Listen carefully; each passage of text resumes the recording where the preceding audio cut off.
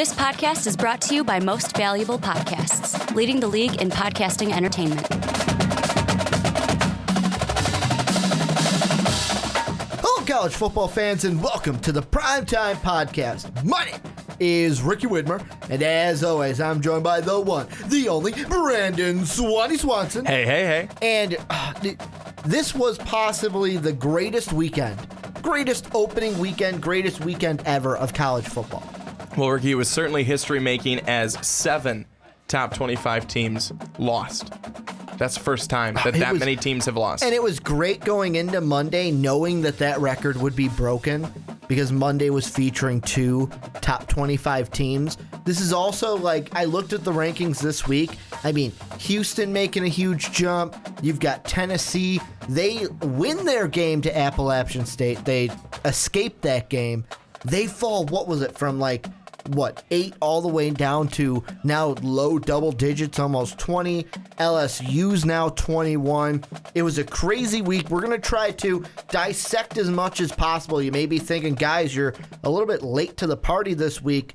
I know, Labor Day screwed everything up. We're doing this podcast on Wednesday recording instead of Monday like we usually do, but we got a jam-packed show, a little bit of an SEC-heavy show. We're going to be talking LSU, we're going to be talking Tennessee, and we're going to be talking Texas, the 3 teams we're focusing on this week, because guess what? This next week coming up, besides the Tennessee game and maybe the Illinois-UNC game, not a lot going on. Not a lot. Everyone's playing their cupcake teams this week, so we get an extra chance to kind of look back and see what happened. But Mississippi State thought that they were playing their cupcake team in week 1 when they played South Alabama, and they lost. Their kicker couldn't make a 25-yard field goal. And right off the left upright, just boink, right off that upright, and they're going to have a big test this week going up against the South Carolina Gamecocks. I don't know if that's the Will test. Muschamp led South Carolina Gamecocks. And the interesting thing there is that will Mississippi State be so, I guess, just feeling like crap that they'll come out and have a crap performance? I don't want to give anything away because this is one of the games in our picks video, but I'll tell you this. They got a good offense. They scored more points than South Carolina, and South Carolina only put up, 14 against Vandy, who's not that good, and only won 14-13, I believe. So, yeah, Bulldog fans, don't be too worried about going up against the Gamecocks. But the team from that same conference in the SEC that I want to throw your way, Brandon, is the LSU Tigers. They went into Lambeau, played Wisconsin, and everybody, including me, including you, all slept on the Wisconsin Badgers. There was a Snapchat from the players after the game in the Snapchat story, and I think it was one of their running backs was like, why are people sleeping on us? Why are they sleeping on us?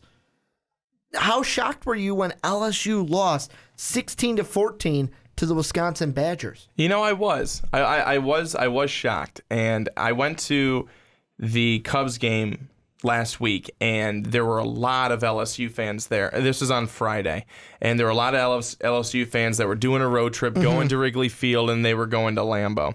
And I thought that was a great idea, but I saw a couple of them, you guys all here, doing a road trip and then heading up to the game, and they said, yeah. I said, you're going to be able to take care of Wisconsin easily. And they said, oh, well, we don't know about that. And I said, I do. You're going to win. I jinxed them, and they're now wondering where that son of a gun is who was so confident. But I was uber confident that LSU had it in the bag.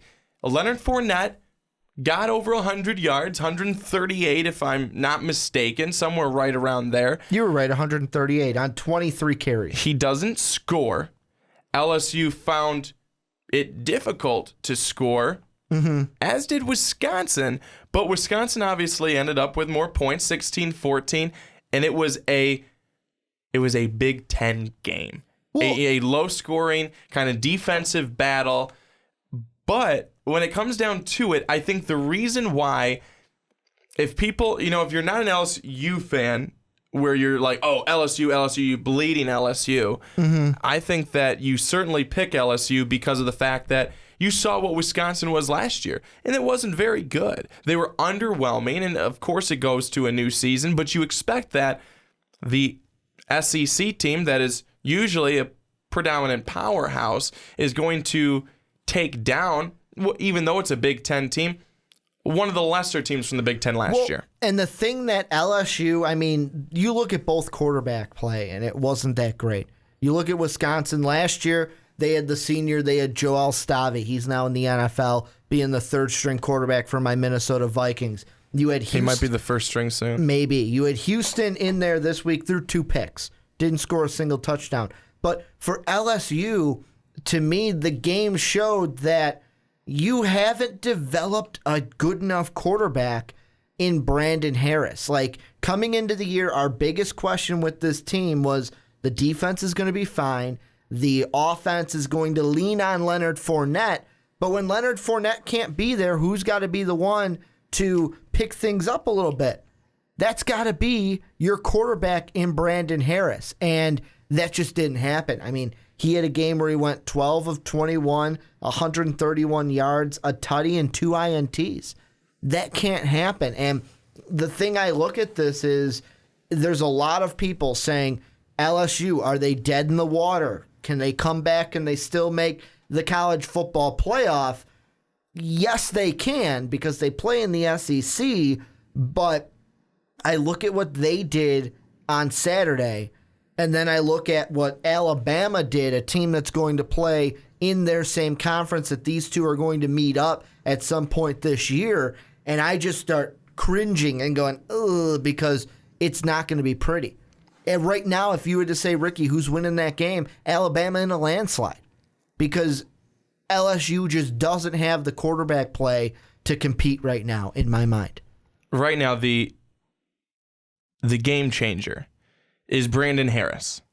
And Brandon Harris is an extremely talented quarterback. He has all the tools to be successful in college, to be a successful quarterback, and to take LSU to the playoffs. But has his coaching staff developed him to set him up for success?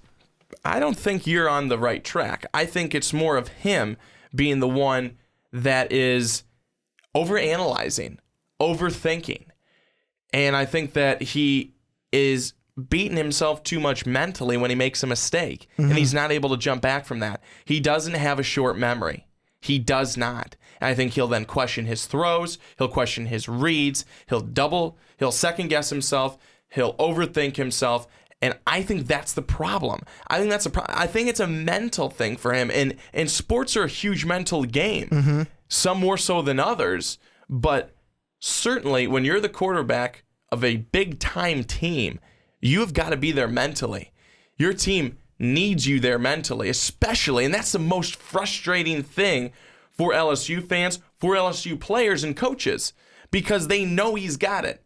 He knows he's got it, but he can't get inside his own head and start questioning himself after each incompletion, after each interception, after each high pass, things like that. He can't do that because that's not doing himself or his team any good, because if he looks worried, they'll be worried. If he looks uncertain of himself, they'll be uncertain if they're running or being in the right position for the route. It's really coming down.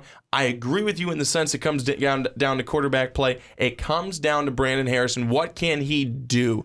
What can he do for this team? Because they're either going to very much excel with him, or they're going to struggle and someone might lose their job. Well, and Leonard Fournette right now, and I'm going to start with Fournette, bring it back to Harris.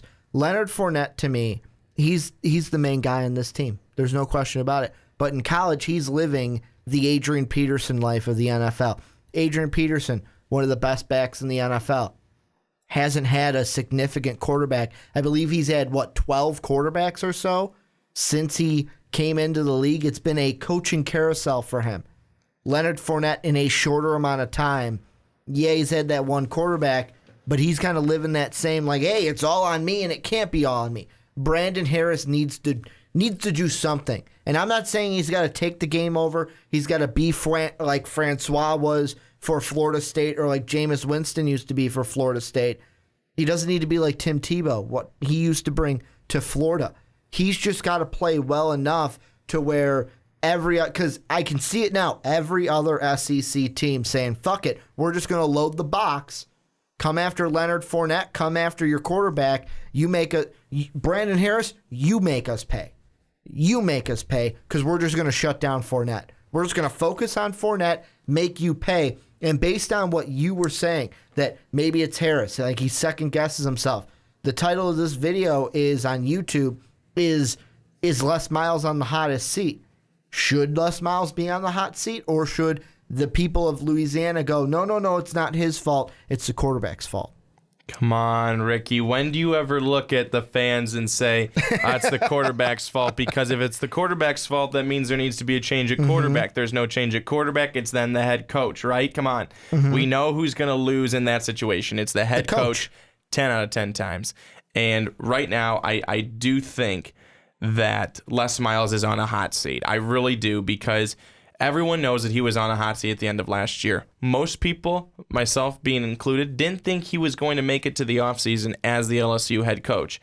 He would have been a hot commodity for anyone looking to hire, but I did not think that Les Miles was going to make it to this season. I really didn't. After the way that things were going towards the end of last year and the way that LSU underwhelmed for their fans, for their program, for what they said is the expectation and as the bar for them, I think, too, is, an interesting thing, and David Ching, an ESPN staff writer, wrote, but 20 minutes ago, while we're doing this podcast on Wednesday, he writes, although Les Miles said he hasn't interacted with fans this week because he's been coming to work earlier and leaving later than normal, LSU's coach is still well aware of the heavy criticism his staff is taking after losing to Wisconsin on Saturday with an anemic performance on offense. He said, quote, "We understand the situation we're in," end quote. So he understands that they're in a bad spot after week one. They're not where they wanted to be. I think they believed that they would be winning that game. But a real interesting thing is that Miles, he does a live call-in show at a Baton Rouge restaurant. And he's going to be doing that coming up in less than 20 minutes.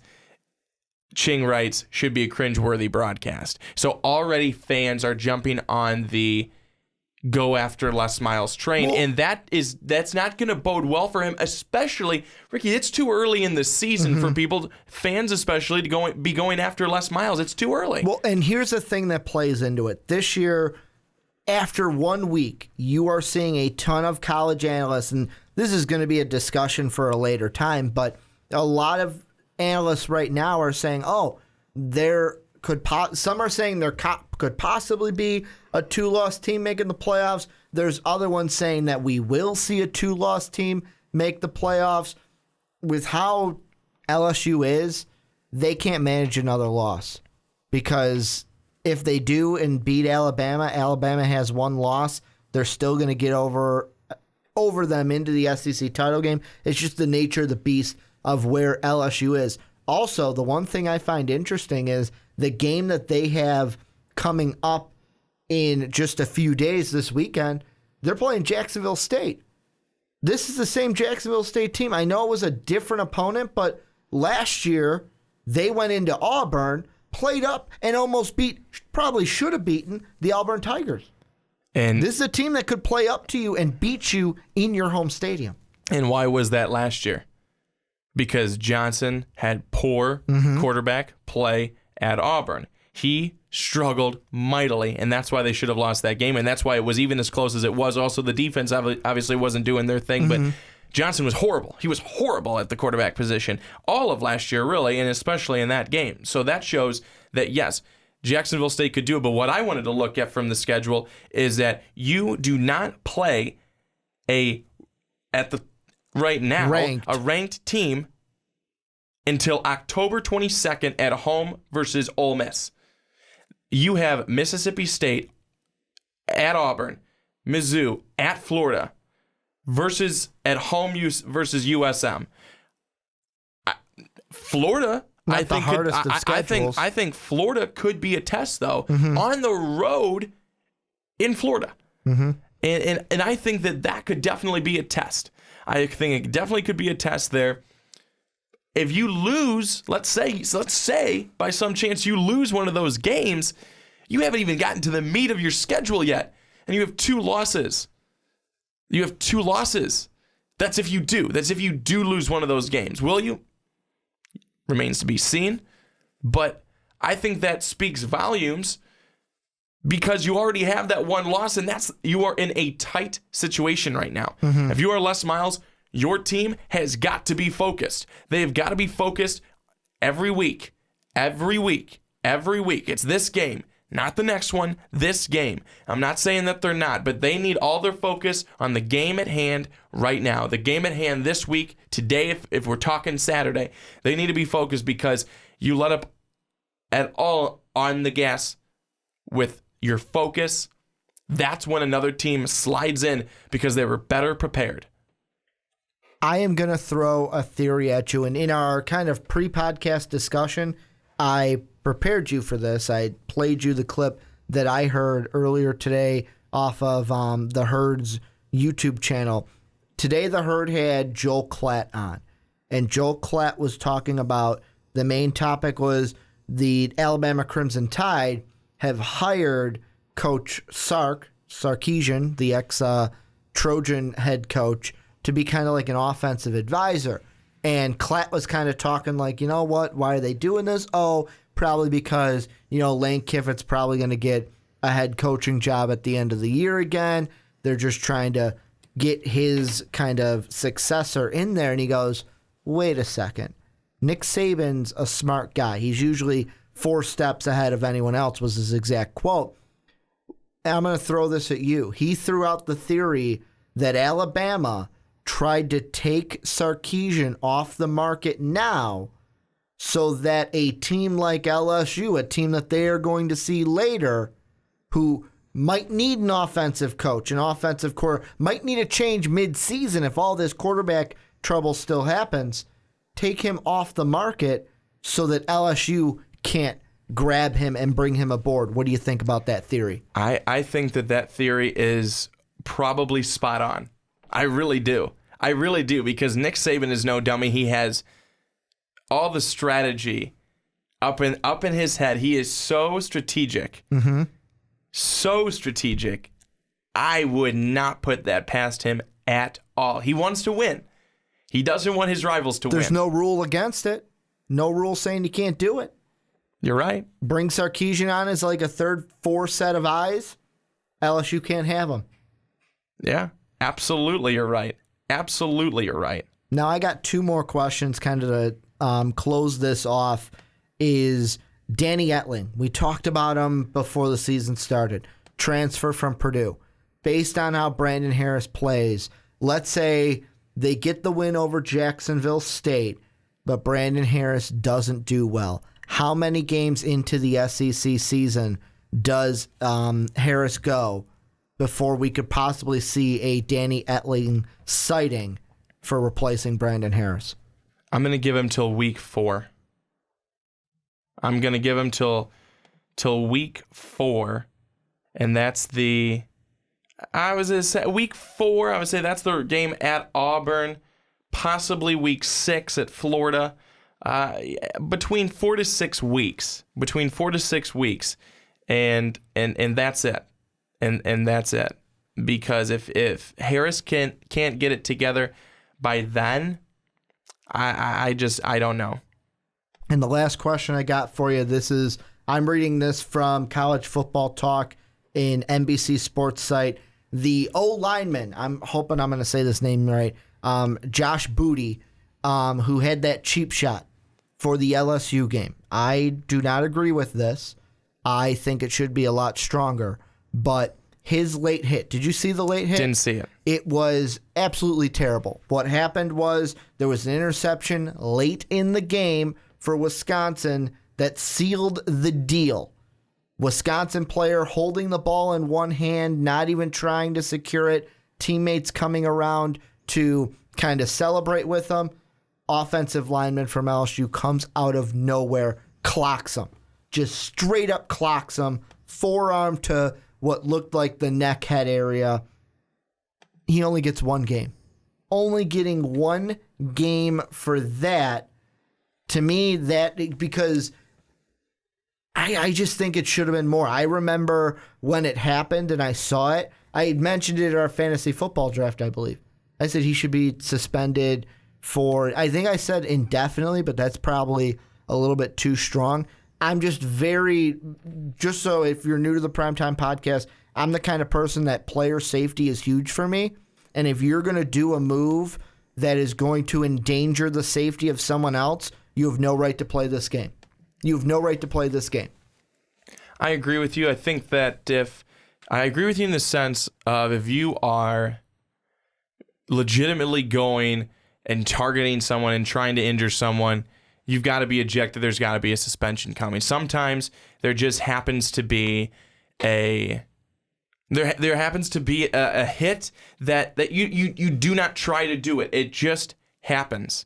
It just happens. And I think that it's got to be on a situation by situation basis personally. Because this one was late in the game. The interception basically put the capper on the game. Wisconsin was going to kneel it out and win it. And then that hit happens. And it's like, you know what? He wasn't even trying to secure the ball. He had the ball in one hand. He even fell to the ground beforehand, basically giving himself up after the interception and got up to celebrate. And then when it happens, you can't have that in this game. And I think I'll put it this way. One game at the least is two less. Should have been more. I'm not going to say how much, but should have been more. I have not seen the hit, so I cannot for certain say, but I that's not good. It's not. And I think that that's another thing that kind of talks into, you mentioned it about Brandon Harris. Well, he has the second guessing himself, maybe other players on the team. We see that offense now kind of taking out, oh, that was a bad play, taking out the aggression in a wrong situation. I want you guys, though, down below to tell us what you guys think with LSU.